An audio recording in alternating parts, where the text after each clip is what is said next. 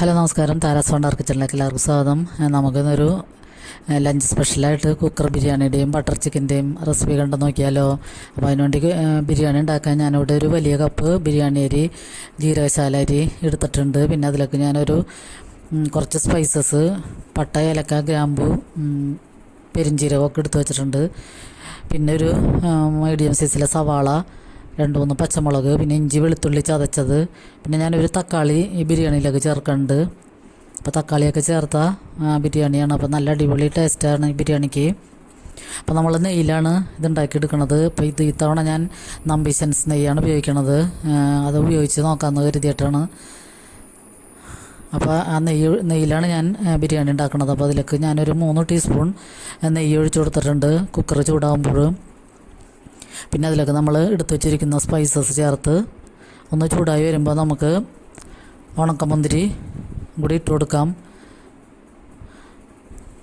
അതൊന്ന് ചൂടായി വീർത്ത് വരുമ്പോഴത്തേനും നമുക്ക് എടുത്തു വച്ചിരിക്കുന്ന സവാള, പച്ചമുളക്, ഇഞ്ചി വെളുത്തുള്ളി പേസ്റ്റ് ഇതൊക്കെ കൂടി ഇട്ടൊന്ന് വാടി വരുമ്പോൾ തന്നെ തക്കാളിയും കൂടി ചേർത്ത് കൊടുത്തിട്ട് എല്ലാം കൂടി ഒന്ന് വഴറ്റിയെടുക്കാം. പിന്നെ അതിലേക്ക് ഒരു 1/4 ടീസ്പൂൺ ഉപ്പും കൂടി ചേർത്തിട്ട് വഴറ്റി കൊടുക്കാം.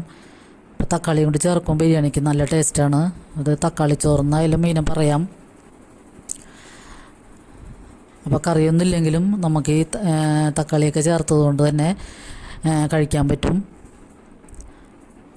അപ്പോൾ അതൊക്കെ ഒന്ന് നന്നായിട്ട് നെയ്യിൽ കിടന്ന് നന്നായിട്ട് വാടി വരണം. അപ്പോൾ നമ്മൾ നെയ്യ് ചേർത്ത കാരണം കൊണ്ട് തന്നെ നല്ല ടേസ്റ്റായിരിക്കും. പിന്നെ നമുക്ക് ഒരു വലിയ കപ്പ് ജീരകശാല അരിയാണ് എടുത്തേക്കണം. അപ്പോൾ അത് കഴുകി വെള്ളം വാർന്നതിന് ശേഷം നമുക്ക് ഇതിലൊക്കെ ഇട്ട് കുക്കറിലൊക്കെ ഇട്ട് 1 മിനിറ്റ് വരെ ഒന്ന് ഫ്രൈ ചെയ്യണം. എന്നാലാണ് ഈ അരി ഒന്ന് പൊട്ടിപ്പോകാതെ കുഴഞ്ഞു പോകാതെ നമുക്ക് കിട്ടുള്ളൂ. അപ്പോൾ അതൊന്ന് ഫ്രൈ ചെയ്തതിന് ശേഷം നമുക്കിതിലേക്ക് 1.5 കപ്പ് വെള്ളമാണ് ഞാൻ ഒഴിച്ചു കൊടുക്കുന്നത്. കുക്കറിലാവുമ്പോൾ ഇച്ചിരി കുറവ് വെള്ളം മതിയാകും. നമ്മൾ വേറെ പാനിലൊക്കെ ഇട്ട് വറ്റിച്ചെടുക്കുമ്പോൾ കുറച്ചും കൂടി കൂടുതൽ വെള്ളം വേണ്ടി വരും. അപ്പോൾ ഈ കുക്കറിൽ നമ്മൾ 1 കപ്പിന് 1.5 കപ്പ് വെള്ളം ചേർത്താൽ മതിയാകും. അപ്പോൾ വെള്ളവും കൂടി ഒഴിച്ചിട്ട് നന്നായിട്ട് മിക്സ് ചെയ്തതിന് ശേഷം നമുക്ക് ആവശ്യത്തിനുള്ള ഉപ്പിട്ട് കൊടുക്കാം. ഉപ്പ് കൂടിപ്പോണ്ട, പാകത്തിനുള്ള ഉപ്പ് മതിയാകും.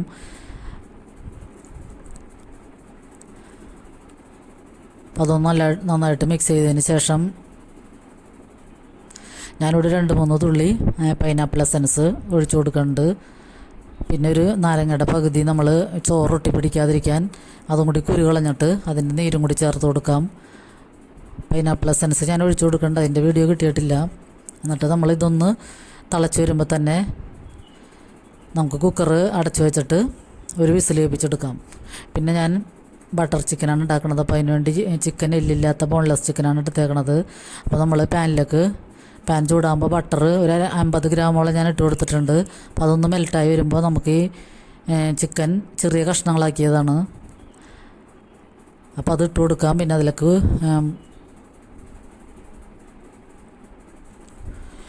ഒരു 1/4 ടീസ്പൂൺ ഉപ്പും ഒരു 1/2 ടീസ്പൂൺ കുരുമുളക് പൊടിയും കൂടി ചേർത്തിട്ട് ഒന്ന് നമുക്ക് മിക്സ് ചെയ്തതിന് ശേഷം അങ്ങോട്ടും ഇങ്ങോട്ട് തിരിച്ച് മറിച്ചൊക്കെ ഇട്ടിട്ട് ഫ്രൈ ചെയ്തെടുക്കാം. അപ്പോൾ ഈ ചിക്കൻ ബട്ടറിൽ ഫ്രൈ ചെയ്യണ നേരം തന്നെ നല്ല അടിപൊളി ടേസ്റ്റാണ്. ഇത് ഫ്രൈ ചെയ്തിട്ട് ഇങ്ങനെ തന്നെ മക്കൾക്ക് കൊടുക്കാനും നല്ലതായിരിക്കും. അധികം എരിവൊന്നും കഴിക്കാത്ത പിള്ളേർക്ക് ഇങ്ങനത്തെ ബോൺലെസ് ചിക്കൻ എടുത്തിട്ട് ഈ ബട്ടറിലോ നെയ്യിലോ ചെറുതായിട്ടൊന്ന് കുറച്ച് ബട്ടറോ നെയ്യോ എടുത്തിട്ട് ഇങ്ങനെ ഫ്രൈ ചെയ്ത് കൊടുക്കുകയാണെങ്കിൽ, ചെറിയ കഷ്ണങ്ങളാക്കി കൊടുക്കുകയാണെങ്കിൽ അവർക്ക് എളുപ്പത്തിൽ കഴിക്കാൻ പറ്റും. അപ്പോൾ നമുക്ക് ഉപ്പും കുരുമുളക് പൊടിയും ഇട്ടിട്ട് നന്നായിട്ട് മിക്സ് ചെയ്തതിന് ശേഷം ഒന്ന് നമുക്ക് ചെറിയ തീയിലിട്ടിട്ട് ഇളക്കിയെടുത്ത് ഫ്രൈ ചെയ്തെടുക്കാം. പിന്നെ ഈ ബട്ടർ ചിക്കനിൽ കശുവണ്ടിയും ഒക്കെ ചേർക്കുകയാണെങ്കിൽ നല്ല ടേസ്റ്റ് ആയിരിക്കും. എൻ്റെ ഇപ്പോൾ കശുവണ്ടി ഒന്നും ഇല്ലാതുകൊണ്ട് ഞാൻ തക്കാളി, സവാള, ഇഞ്ചി വെളുത്തുള്ളി പേസ്റ്റ്, പിന്നെ ഒരു ക്യാപ്സിക്കം, വലിയൊരു ക്യാപ്സിക്കം ഉണ്ട്, അതൊക്കെ കൂടി അരിഞ്ഞിട്ട് ഞാനിത് ഒന്ന് വഴറ്റിയെടുക്കുകയാണ്. അപ്പോൾ അതൊക്കെ നമ്മൾ വഴറ്റിയതിന് ശേഷം മിക്സിയിൽ അടിച്ചിട്ടാണ് ഈ ബട്ടർ ചിക്കൻ്റെ ഗ്രേവി തയ്യാറാക്കണത്. അപ്പോൾ സ്കൂളിൽ പോണ മക്കൾക്കൊക്കെ ആയാലും ഇതിങ്ങനെ ഗ്രേവി ആയിട്ട് നമ്മൾ പച്ചക്കറികളൊക്കെ അടിച്ചിങ്ങനെ മിക്സിയിൽ അടിച്ച് ചേർക്കുമ്പോൾ അവർക്ക് ഇതൊക്കെ അവരുടെ ഉള്ളിൽ ചെല്ലും. ഗ്രേവി ആകുമ്പോൾ നല്ല ടേസ്റ്റും ആയിരിക്കും ബട്ടറിൽ ഉണ്ടാക്കുമ്പോൾ തന്നെ. അപ്പോൾ ഉച്ചക്ക് ചോറ് ചില പിള്ളേർ ചോറ് കൊണ്ടുപോകാറില്ല. കാലത്തെ ബ്രേക്ക്ഫാസ്റ്റിനുള്ള ദോശ അപ്പം ഇഡ്ഡലിയൊക്കെയാണ് കൊണ്ടുപോകുന്നത്. അപ്പോൾ അത് ഉച്ചക്ക് ചോറ് കഴിക്കാത്ത പിള്ളേർക്ക് വൈകുന്നേരം വരുമ്പോൾ ഒരു ക്ഷീണവും തളർച്ചയൊക്കെ ഉണ്ടാവും. അപ്പോൾ അവർക്ക് ഇങ്ങനത്തെ ഒരു ഈ ചെറിയതായിട്ട് അധികം എരിവില്ലാതെ ഇങ്ങനത്തെ ബിരിയാണിയും ഈ ചിക്കൻ്റെ പീസൊക്കെ ഇങ്ങനെ ബട്ടർ ചിക്കനൊക്കെ ഉണ്ടാക്കി കൊടുക്കുകയാണെങ്കിൽ നല്ല ഫ്രഷായിട്ടിരിക്കും. പിന്നെ ഉച്ചക്ക് ലഞ്ച് ബോക്സിൽ കൊടുത്തഴക്കാനും ഈ റെസിപ്പി അടിപൊളിയാണ്. അപ്പോൾ എല്ലാവരും ഒന്ന് ട്രൈ ചെയ്ത് നോക്കുക. അപ്പോൾ നമ്മുടെ ചിക്കനൊക്കെ ഇവിടെ വറുത്ത് കഴിഞ്ഞിട്ടുണ്ട്. അപ്പോൾ അതൊരു പാത്രത്തിലൊക്കെ മാറ്റിയിട്ട് നമുക്ക് ആ പാനിലൊക്കെ തന്നെ ക്യാപ്സിക്കവും തക്കാളിയും പിന്നെ ഒരു പച്ചമുളക് ഞാൻ എടുത്തിട്ടുണ്ട്, അതും കൂടി ഇട്ടിട്ടൊന്ന് വഴറ്റാം. പിന്നെ അതിലൊക്കെ ഒരു മീഡിയം സൈസിലെ സവാള എടുത്ത് അതും കൂടി ചേർത്ത് കൊടുക്കുന്നുണ്ട്. പിന്നെ ഒരു 1/4 ടീസ്പൂൺ ഉപ്പും കൂടി ചേർത്ത് കൊടുക്കാം. അപ്പോൾ കുറച്ചും കൂടി ബട്ടർ ഞാൻ ഇടുന്നുണ്ട്. അങ്ങനെ ബട്ടറൊക്കെ കൂടുതൽ ചേർക്കുമ്പോഴാണ്, പാകത്തിന് ചേർക്കുമ്പോഴാണ് നല്ല ടേസ്റ്റ് ഉണ്ടാവുന്നത്.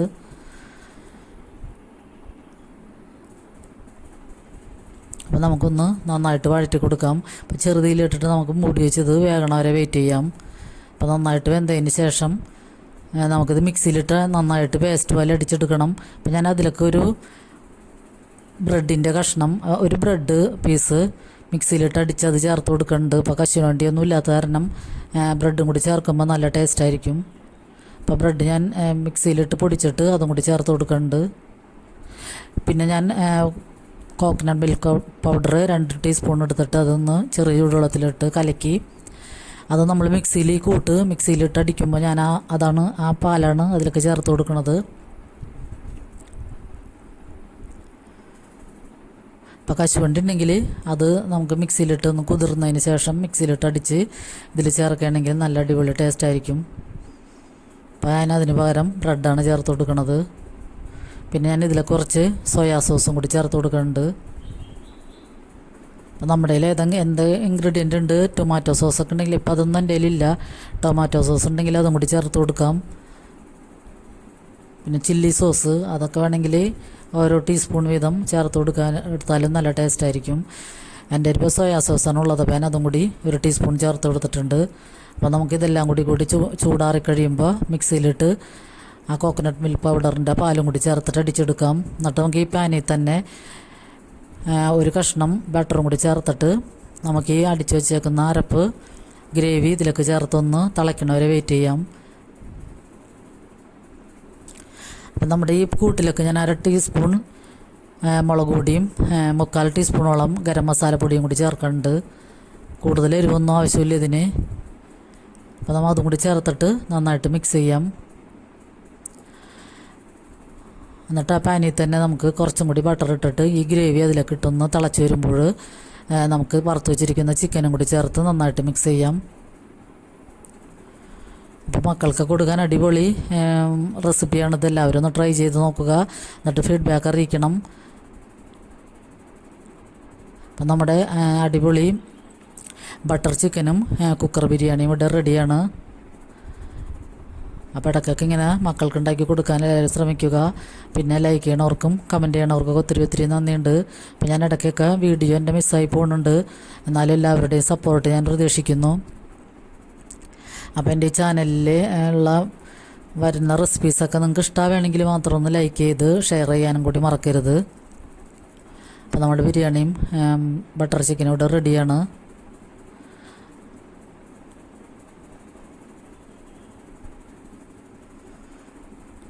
അപ്പോൾ ഇത് കണ്ടുകൊണ്ടിരിക്കുമ്പോൾ തന്നെ എല്ലാവരും ഒന്ന് ലൈക്ക് ചെയ്ത് സപ്പോർട്ട് ചെയ്യണം.